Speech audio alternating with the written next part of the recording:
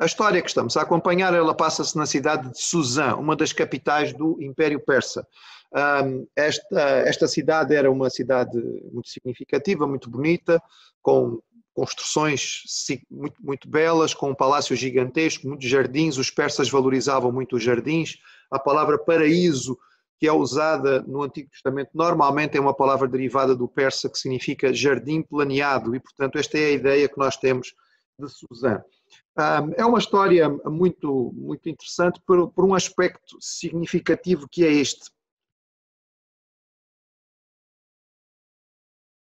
Hitchcock ficou famoso porque ele desenvolveu como realizador de cinema um novo estilo de filme que ficou conhecido como thriller.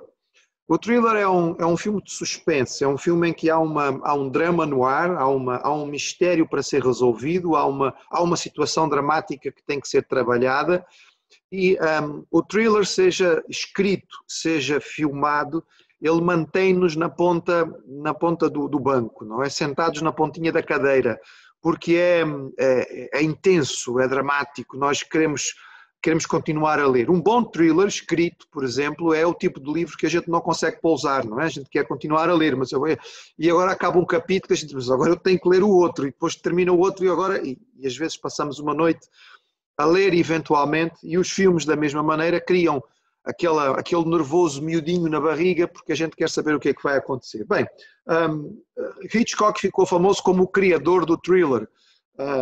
Eu acho que quem identificou Hitchcock como o criador desta ideia nunca leu o livro de Esther, porque 2400 anos antes, o livro de Esther é um thriller, é uma história de suspense. E se você nunca leu a história antes, termina um capítulo e quer continuar, porque agora eu quero saber o que é que vai acontecer, não é?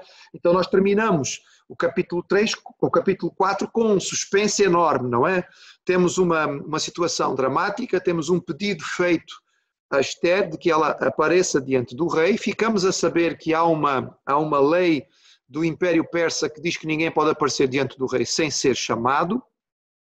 No entretanto, Esther digamos, inspirada ou mesmo, não é, tocada pela palavra do seu primo, pai adotivo Mardoqueu, no sentido de que talvez fosse por isso que ela estava naquele momento ali. Esta era a hora dela fazer valer o facto de Deus a ter colocado como uma pessoa tão especial no Império neste momento da vida do povo de Israel.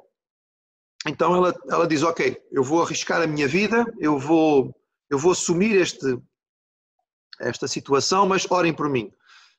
Jejuem durante 3 dias, depois disto eu vou então comparecer. Muito bem. Nós vamos então para o texto bíblico, Esther capítulo 5, se o irmão quiser abrir para tomar alguma nota, ou se não, o texto vai aparecer aí para que nós possamos acompanhar, e o capítulo 5 começa dizendo assim: Sucedeu, pois, que ao 3º dia Esther se vestiu com trajes reais e se pôs no pátio interior da casa do rei, defronte do aposento do rei, e o rei estava assentado sobre o seu trono real, na casa real, defronte da porta do aposento. E sucedeu que, vendo o rei a rainha Esther, que estava no pátio, ela alcançou graça aos seus olhos. E o rei estendeu para Esther o cetro de ouro que tinha na sua mão, e Esther chegou e o tocou a ponta do cetro. Então o rei disse, o que queres, rainha Esther? Qual é a tua petição? Até metade do reino se te dará. E disse Esther, se parecer bem ao rei, venha hoje com Amã ao banquete que lhe tenho preparado. Quando Amã levou a sua petição ao rei, ele mostrou que ele conhecia bem o coração de Assuero. Era um coração que era um homem que tinha 2 coisas a encher as suas medidas, digamos, poder e dinheiro. O que Amã faz ao lançar, digamos, o boato ou a artimanha é de que havia alguém colocando em causa o poder de Assuero. E ele então diz, não pode ser, vamos então responder. E por outro lado, dinheiro. Ele propõe ao rei uma quantia fenomenal, não é? Muito grande, 2/3 do PIB nacional do Império Persa, ele ia entregar de uma vez ao tesouro do rei, e portanto o Assuero foi tocado no seu coração. Muito bem, mas Esther é rainha, ou seja, ela é a esposa favorita de Assuero, ela também conhece o coração do rei, portanto ela sabe muito bem como é que as coisas podem ser feitas. Ela teve 3 dias para jejuar e orar, mas evidentemente que ela não passou 3 dias, nós até podemos imaginar isto, né? Mas ela não ficou 3 dias de joelhos só em oração. Ela também gastou parte deste tempo pensando, eventualmente até conversando com quem estava mais próximo dela e eram pessoas de confiança, sobre como agir e o que fazer. E, portanto, há um plano na mente de Esther. Ela não vai aparecer diante de Assuero assim, do nada, a ver o que é que acontece, não é? Ela não vai simplesmente lançar a sua sorte, mas ela sabe como agir, ela está preparada de como agir. Ela também sabe como se preparar para apresentar-se diante do rei. Ela tem a noção de como é que pode agradar o rei através da sua apresentação e, portanto, ela não vai com roupa de pano de saco como Mardoqueu aparecer diante da Assuero. Ela vai vestida com as suas vestes reais, portanto, ela vai atrativa para poder agradar aquilo que era o visual. E durante este tempo, aqueles que estavam próximos dela certamente terão a noção daquilo que vai acontecer. O suspense nesta hora é enorme, não é? E se estivéssemos a ser Hitchcock a gravar isto, certamente íamos fazer esta cena bem lenta, com vários takes de posições diferentes, a Esther a preparar-se, o Assuero indo para o trono, a Esther vem-se aproximando, ela ainda não chegou a um ponto onde pode ser visível, o Assuero está conversando com outras pessoas, de repente ela coloca-se numa posição em que o rei já consegue vê-la, os eunucos que a acompanham sabem o que ela está a fazer, os outros que não sabem olham para ela com um olhar assustado, como quem diz, esta mulher perdeu a cabeça e vai mesmo perder a cabeça, enfim, tudo isto. Já estou até cansado, enfim, de imaginar esta cena que está a acontecer. O texto diz que ela fica no pátio interior, portanto, à volta da sala do trono haveria vários pátios. Isto não é muito difícil de nós imaginarmos quando nós pensamos em Portugal e nos claustros. Os irmãos podem imaginar então uma sala central, que seria aquela parte central do claustro, cercado por região com algum espaço com colunas que faziam a separação, mas a pessoa ali chegando, ou mais ou menos por trás de uma coluna, acaba por ser visível a quem está sentado no trono. É o que está a acontecer aqui. Ela não entra diretamente na sala real, mas ela fica num pátio externo, de onde ela é visível, de onde ela não passa, porque haverá guarda real a impedir a passagem para a sala propriamente do trono, aonde o rei está, mas ela fica numa posição em que ela pode ser vista pelo rei. Assuero está a atender questões de Estado, ele está a responder a uma outra situação, ele está certamente, vira-se para uma pessoa, vira-se para outro, trata das várias questões que tem que tratar, mas de repente no meio disto tudo e com os movimentos que se passam no pátio interior, ele olha e vê Esther. E há um momento em que provavelmente há um cruzar de olhos, há um contato visual e de repente o Assuero lembra, uau, olha Esther, caramba, faz um tempo que eu não a vejo, mas coisa extraordinária, eu tenho uma mulher tão bonita assim, e ele parece que já não se lembrava mais. Bem, o texto bíblico diz que ela achou graça aos seus olhos, e aqui nós podemos ler nas entrelinhas que Deus deu graça a Esther neste momento diante de Assuero, ele foi tocado por ela. Lembrando, irmãos, mais uma vez, que a rainha ou a concubina favorita anterior, Vasti, tinha sido deposta pelo seu temperamento voluntarioso, não é? Ela era uma mulher de temperamento forte e o rei, a certa altura, não pôde tolerar isto. Esther poderia ser interpretada aqui da mesma maneira. Então, mas que história é esta? Eu não a chamei e ela aparece. Mas não é o que acontece.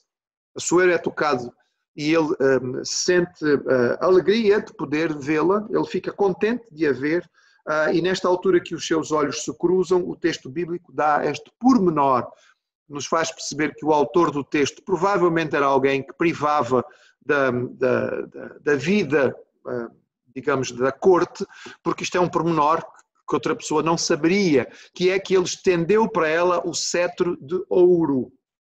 É interessante porque nos baixos relevos, descoberto pelos arqueólogos, são sempre os arqueólogos, não é?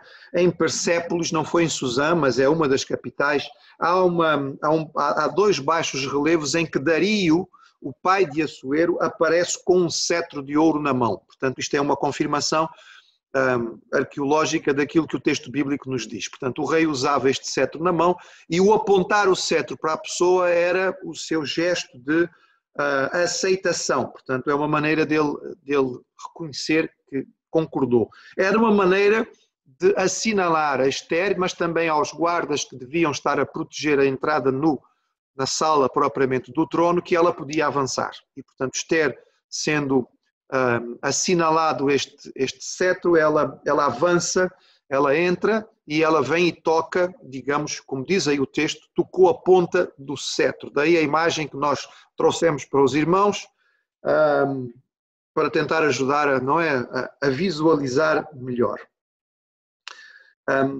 Nós não podemos deixar de comparar, irmãos, o suspense e a dificuldade de uma audiência real, e aqui no caso não é uma audiência para qualquer pessoa, é uma audiência com a rainha, é uma audiência com a esposa favorita. É tão complicado e tão difícil chegar à presença do rei numa circunstância quanto estas. E a nós nos foi dado entrar na sala da audiência do Deus Supremo, Criador dos céus e da terra, a qualquer momento. Pense comigo, irmãos. Ester é a esposa favorita e ela não pode ir à presença de Assuero se ele não chamar. Para ir à presença do rei sem ser chamada, ela precisa de toda esta preparação em oração, em jejum, em clamor, para que haja misericórdia, porque há um risco de vida. Nós somos chamados, nós somos convidados a entrar na sala de audiência, a nos aproximarmos do trono. Não é de um rei humano, não é de um simples mortal. É do Senhor Deus, Criador dos céus e da terra. É isto que acontece na oração, irmãos. E quão poucas vezes nós valorizamos a oração como ela precisa ser valorizada. Chegar à presença do Senhor, entrar na sala do trono, não é? O cetro de ouro do nosso Pai está sempre estendido para nós. Nós não corremos risco de vida de nos aproximarmos dele. Não por nós, mas pela sua graça, por aquilo que Jesus fez. Quando nós chegamos ao pátio interior da sala de audiências do trono do nosso Deus, quando o Pai olha para nós, ele nos vê através da imagem do Filho. E é isto que a palavra de Deus nos ensina, que nós temos acesso direto. Isto é algo extraordinário, que devia mexer com os nossos corações. E neste texto e na leitura deste texto, esta realidade toca o meu coração de um modo muito especial. É interessante perceber, irmãos, também que aqui nós temos uma lição de fé, no sentido de que fé requer ação. Orar e jejuar é muito bom, evidentemente, mas é preciso que haja também algum ato para confirmar a fé. Podia ter sido a opção de Ester ficar a orar e jejuar até que Assuero a chamasse. Podia ser isso: Senhor, eu vou orar aqui, vou pedir e só toca o coração dele, que ele me chame, que ele me chame, que ele me chame.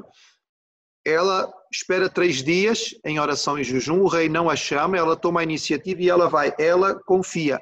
Alguém tem que pagar o preço da fé, irmãos. Fé, biblicamente falando, implica sempre em obediência, em confiança, em ação. A nossa fé não pode ser uma fé sem obras. Como Tiago disse, fé sem obras é uma fé morta. Ela não pode ser fé, aquela coisa abstrata que as pessoas às vezes dizem: eu tenho muita fé. Ok, então mostra-me a tua fé através das tuas obras. Esta era uma mulher de confiança, mas há um ato visível de segurança no Senhor. Ela clamou durante 3 dias ao seu Deus que a protegesse, que lhe desse graça, que a guardasse, que a abençoasse, e depois ela age de acordo com aquilo que ela orou. Ela confia que o seu Deus vai responder. Então são lições já significativas para nós no meio desta história. A resposta do rei é muito bonita, não é? Nós ficamos entusiasmados com a resposta do rei. Temos que perceber que esta resposta é uma resposta tradicional, é uma resposta clássica do mundo oriental.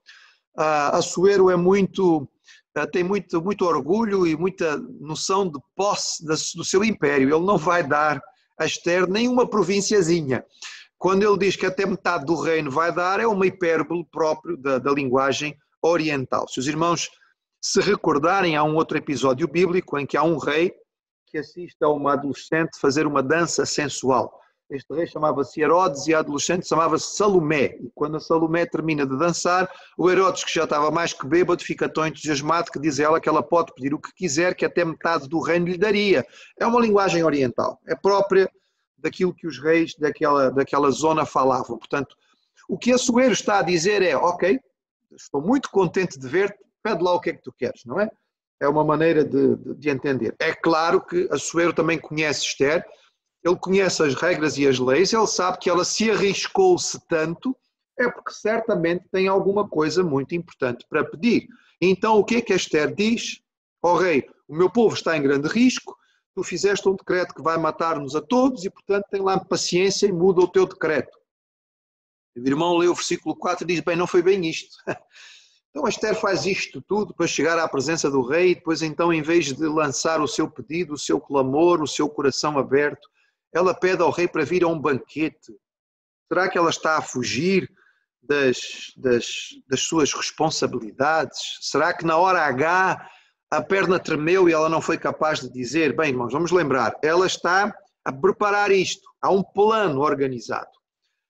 Reparem no pormenor, diz assim, venha hoje com Amã ao banquete. Quanto tempo, irmão, acha que demora para preparar um banquete real? 30 minutos, 1 hora, 2. Irmãos, um banquete real demora tempo a preparar. Portanto, quando a Esther vai à presença de Assuero, ela não sabe se ela vai ser recebida, ela não sabe se ela vai morrer, mas o banquete já está preparado. O banquete está organizado, está tudo pronto. Porque ela chega e convida o rei para vir. Assuero não é propriamente o tipo do fulano que se pode convidar para um banquete e dizer, olha, então o rei não se importa, vamos arrumar as coisitas e depois o chamamos. Não, ela chama o rei, se ele responder, ok, vamos ao banquete. E de banquetes o Assuero gostava, pronto. E Esther sabe o que está a fazer, portanto há aqui toda uma preparação. Ela não está a adiar a sua responsabilidade, ela não está a protelar o seu pedido, ela não está a mostrar medo, ela está a mostrar um senso de espaço, de tempo, à hora e lugar certo para todas as coisas. Vamos pensar um pouquinho. Estamos na sala do trono. Esther acabou de chegar à presença do rei.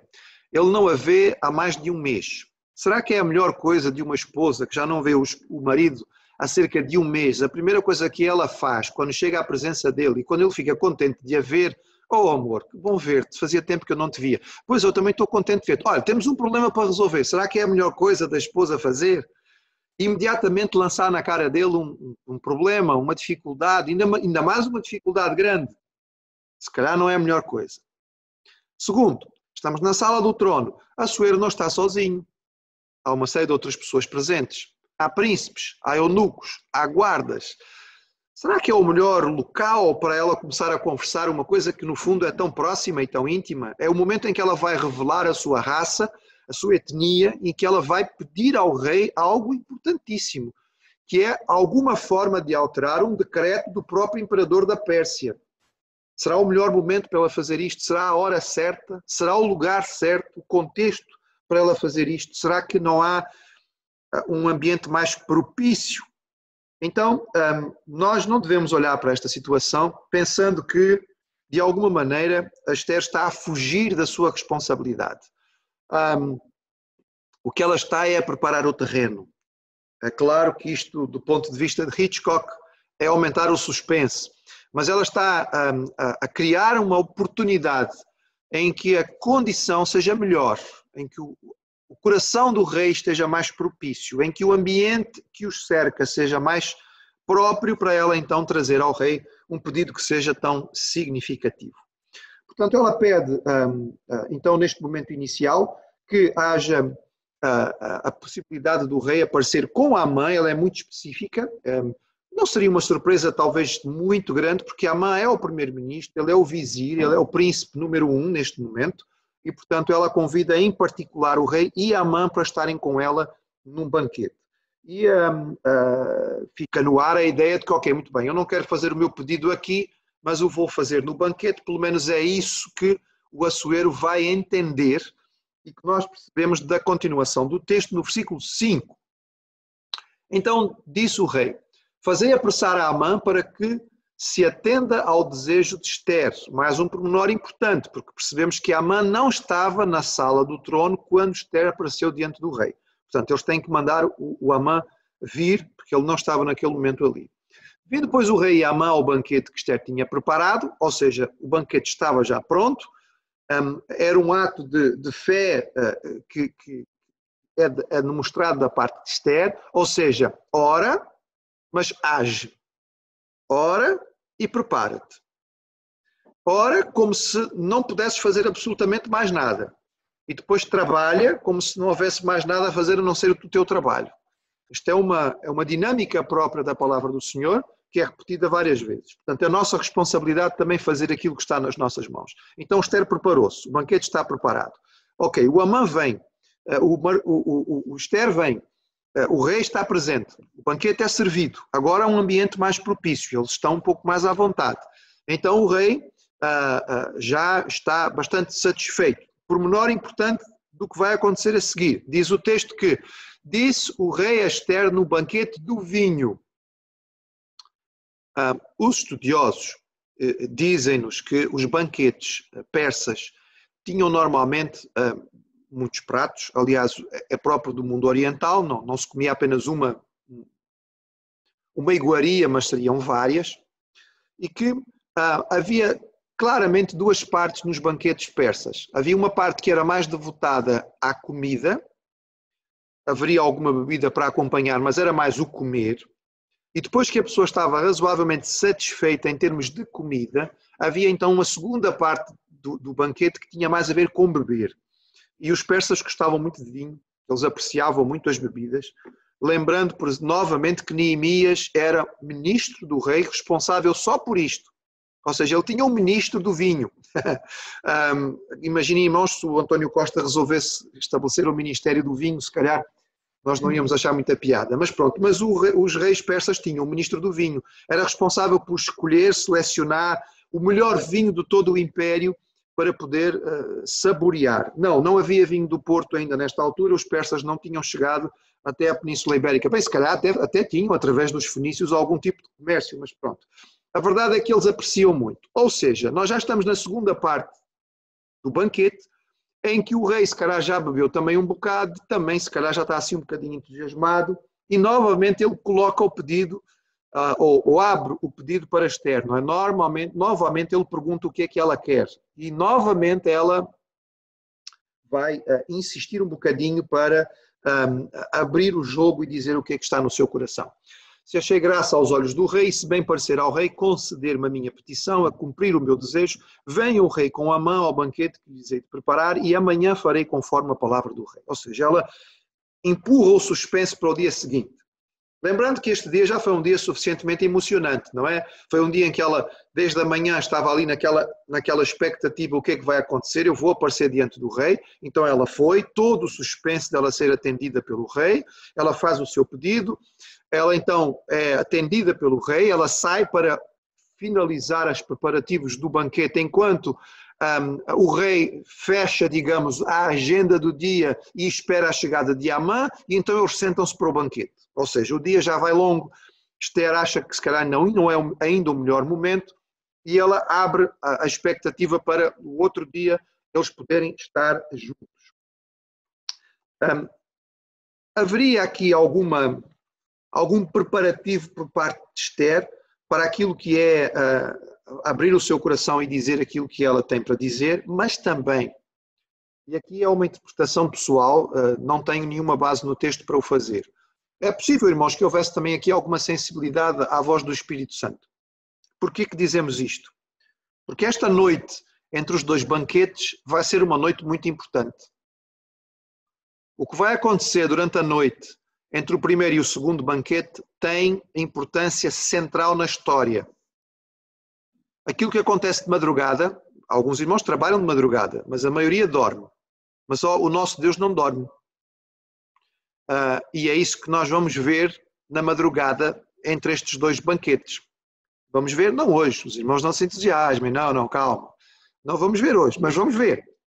Vamos então perceber o que é que acontece. Terminando este momento, o texto nos conta então o que é que se passa com o Amã. O Amã deve estar, aliás, deve estar, não, está no topo do mundo, não é? Ele deve estar, está-se a sentir o último biscoitinho do pacote, não é? Realmente é a pessoa mais importante que existe no Império depois do rei. Inclusive ele tem o privilégio de poder participar intimamente de um banquete pessoal que a rainha prepara para o rei. Ele pode estar ali, não é? Em particular, em privado, aquilo que ela tem para pedir ao rei, ele pode ouvir diretamente. Ninguém tem uma posição mais elevada do que ele. Ele está realmente felicíssimo. Mas, então veja lá o texto diz assim: então saiu Amã naquele dia alegre e de bom ânimo. O homem está no topo do mundo, ele sente-se realmente muito feliz, muito satisfeito, além do que comeu muito bem, bebeu, está muito satisfeito, porém vendo Mardoqueu à porta do rei, e que ele não se levantara nem se movera diante dele, então Amã se encheu de furor contra Mardoqueu. Mas é assim, este Mardoqueu também não é fácil, não é? Nós sabemos que havia um mandado do rei, uma ordem do rei, que era preciso todas as pessoas se curvarem diante do Amã. E o Mardoqueu não se curva. Mas reparem que há aqui um pormenor ainda mais, não é, neste texto. Acredito que os irmãos perceberam. Não é só que ele não se curva. É que quando o Amã passa, o Mardoqueu faz de conta que foi um vento que passou,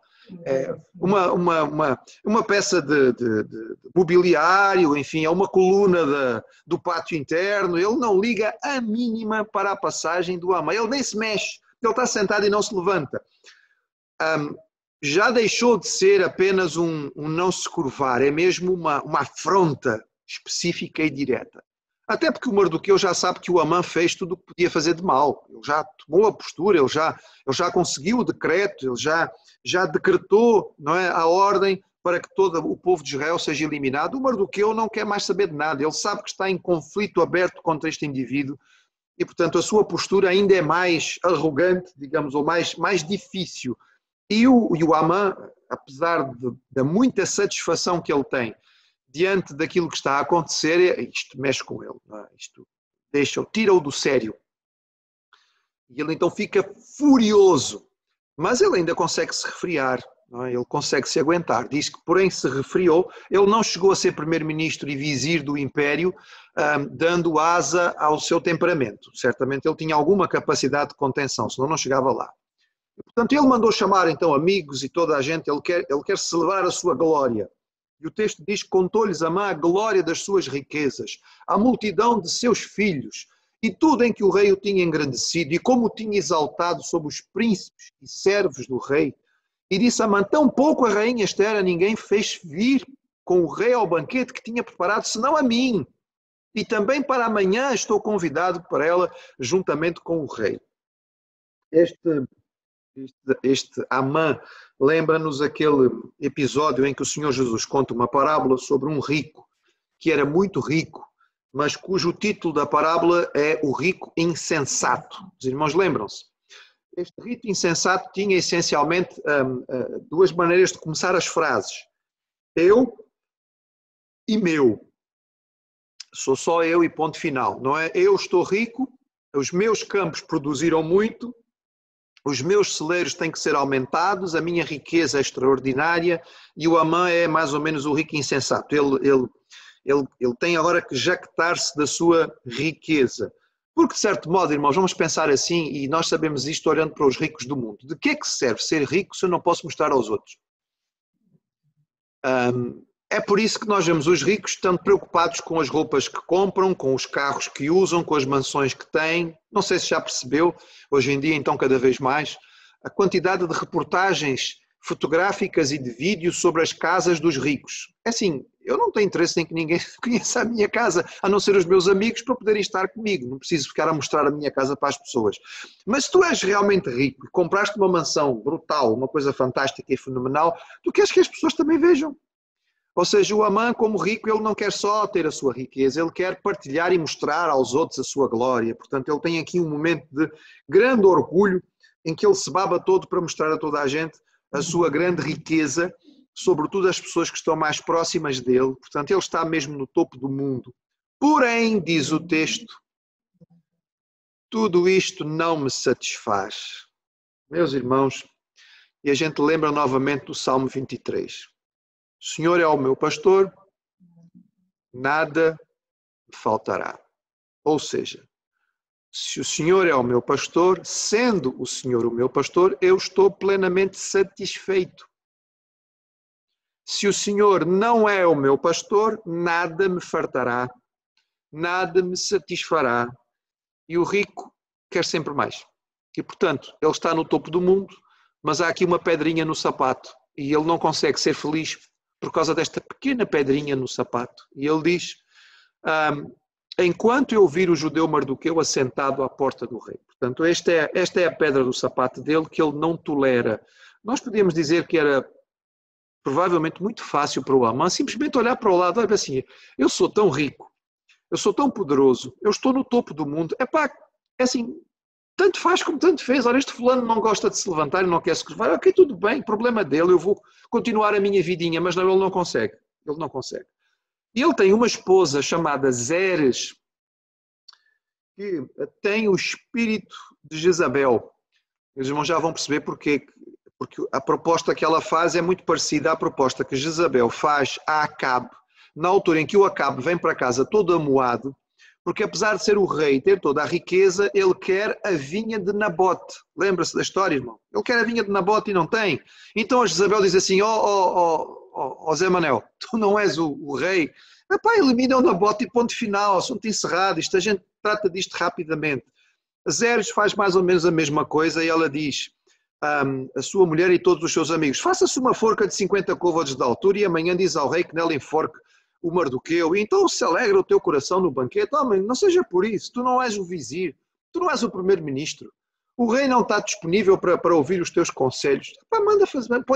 Manda fazer aí uma forca e manda empalar amanhã o Mardoqueu e assunto encerrado, e vais aproveitar, em vez de ficar azedo do teu banquete, vais poder aproveitar melhor o banquete.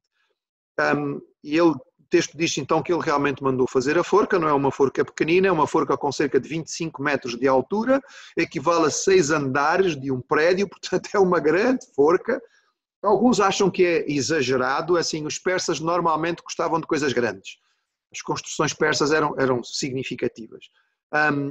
O texto diz forca, provavelmente estamos a pensar aqui num poste para empalar o criminoso ou o condenado, porque era isso que os persas normalmente faziam. É muito cruel, não é? É angustiante, mas era assim que eles faziam as coisas. Este homem é de facto um homem muito rico. O Targum diz que Zeres, esta esposa de Amã, era filha de Tatnai, o governador de uma das mais importantes províncias do Império. Portanto, ela era filha de uma das famílias importantes do Império Persa. Também nos diz que ele tinha 10 filhos de Zeres. Esta mulher deu-lhe 10 filhos homens. Mas o Targum diz que no total o Amã teria 208 filhos. Por isso diz o texto a multidão dos seus filhos. 208 é muito filho, não é, irmãos? Bem, se ele tinha um harém com muitas esposas, se calhar não era assim tão difícil de ter tantos filhos. Isto é o que diz o Targum, nós não temos a certeza. Ou seja, se o capítulo 4 termina com suspense e alguma angústia, porque Esther vai ter que aparecer diante do rei, se calhar ela pode ser morta. Nós começamos o capítulo 5 e temos ali um suspiro de alívio. O rei estendeu o cetro para ela, ok, escapou, vai correr tudo bem.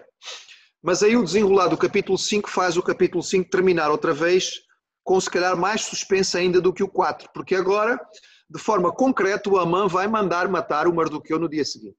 Ele é o vizir, ele é o primeiro-ministro, ele facilmente consegue chegar à presença do rei e apresentar uma desculpa.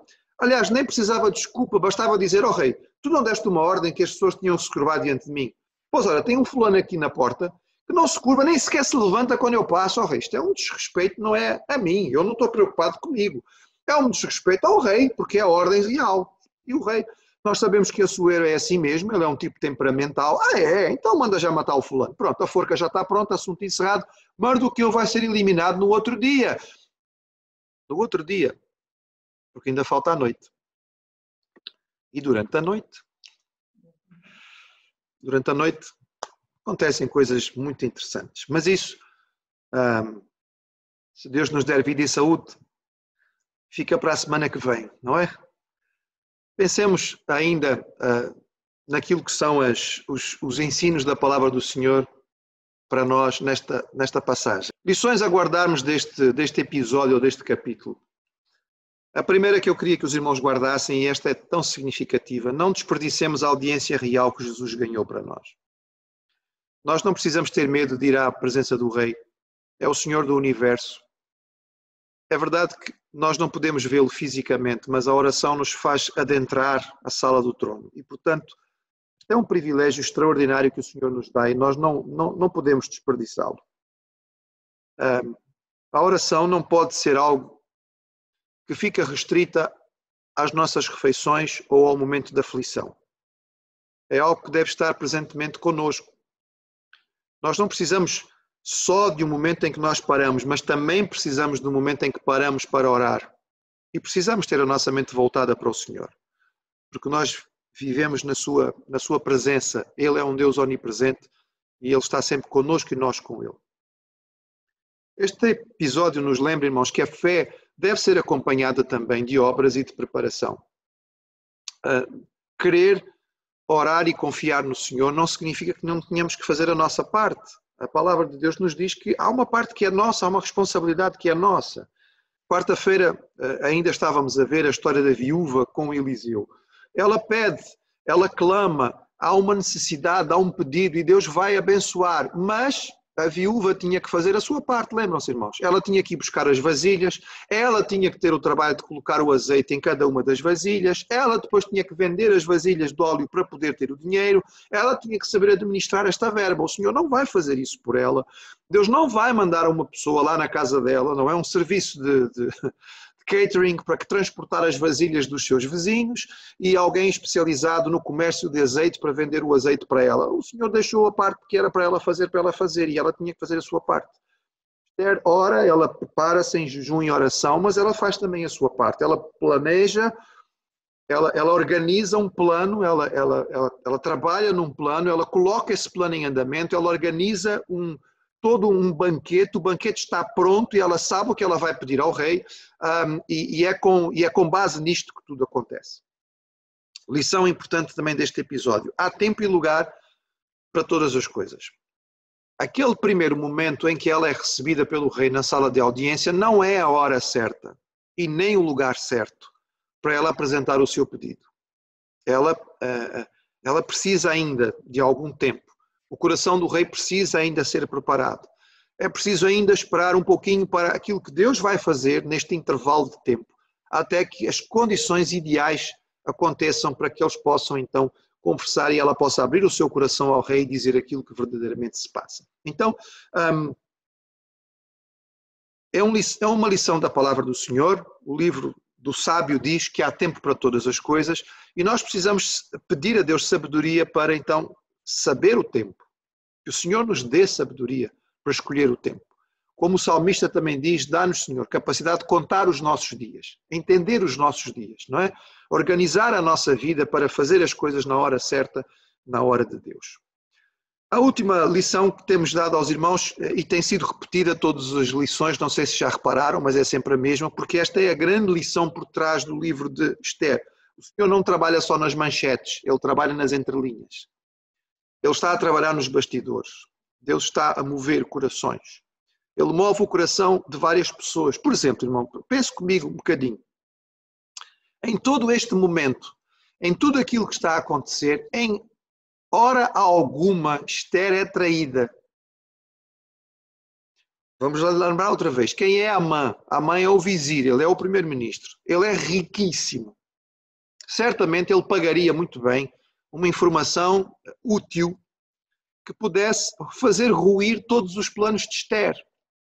Esther, neste momento, precisa abrir o coração e dizer ao rei: há um plano para matar toda esta etnia, todo este povo. Este povo é o meu povo e que não fez nada de errado contra o rei. Isto é a maldade do coração de Amã. Isto não está só no coração de Esther. Esther já partilhou isto com algumas pessoas. Nós sabemos pelo texto bíblico que ela esteve em jejum e oração durante alguns dias com algumas das pessoas que a serviam e que nesta altura já sabem o que é que se passa e o que é que Esther está a orar. Nenhuma destas pessoas vai ter com Amã para lhe dizer, olha, eu tenho uma informação importante para te dar, o que é que tu me pagas por ela? Estamos a falar de intriga palaciana, irmãos. E nas cortes orientais isto era tremendo. Podia perfeitamente ter acontecido. E em qualquer momento, se uma destas servas ou um destes eunucos vai ter com Amã e conta, acabava todo o plano de Ester. O Senhor está a agir e mantém o coração destas pessoas fiel a Ester e sensibiliza o coração destas pessoas para ficar junto a ela. E a informação não chega a Amã. O Senhor trabalha no coração de Assuero para que ele tenha graça, que ele estenda a sua graça a Ester quando a vê. Ele fica satisfeito, ele fica contente de a ver. Ele vai ter com ela, o seu coração está se movendo para ficar mais disponível para aquilo que Ester tem para lhe pedir. E ele está cada vez mais preparado para ouvir aquilo que ela tem para dizer. Então nós vamos vendo como é que Deus trabalha em cada uma destas circunstâncias. E nesta noite, nesta madrugada, de uma forma extraordinária, Deus vai trabalhar. E é isso que nós iremos ver na próxima semana.